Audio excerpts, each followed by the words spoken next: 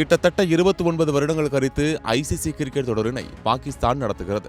இதற்காக அந்த அணி பட்ட பாடு கொஞ்ச நஞ்சமில்லை. பாகிஸ்தானில் விளையாட முடியாது என இந்தியா முறுக்கிக் கொண்டது தொடங்கி கடைசி வரை நீண்ட ஸ்டேடியம் பணிகள் வரை எக்கச்சக்க சவால்களை பாகிஸ்தான் சந்தித்தது. ஆனால் இவை அனைத்தும் விழலுக்கு இறைத்து நீராக்கிவிட்டன. ஆம், குரூப் சுற்றுடனேயே அந்த அணி தொடரிலிருந்து வெளியேறிவிட்டது. நியூசிலாந்து, இந்திய அணிகளுக்கு எதிரான தோல்வியை சந்தித்த பாகிஸ்தான் மழை காரணமாக வங்கதேசத்துடன் மோதவில்லை.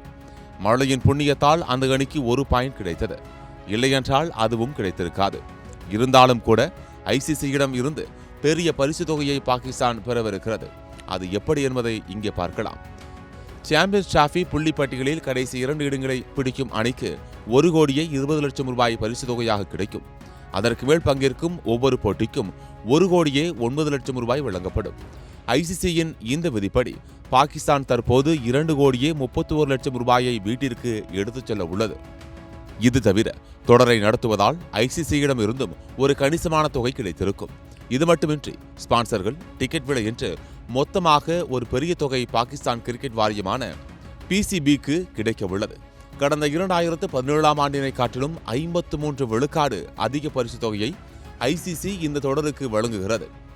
இதன்படி டைட்டில் வெல்லும் அணிக்கு 19 கோடியே 56 லட்சம் ரூபாயும், 2வது இடம் பிடிக்கும் அணிக்கு 9 கோடியே 78 லட்சம் ரூபாயும் பரிசாக வழங்கப்படும்.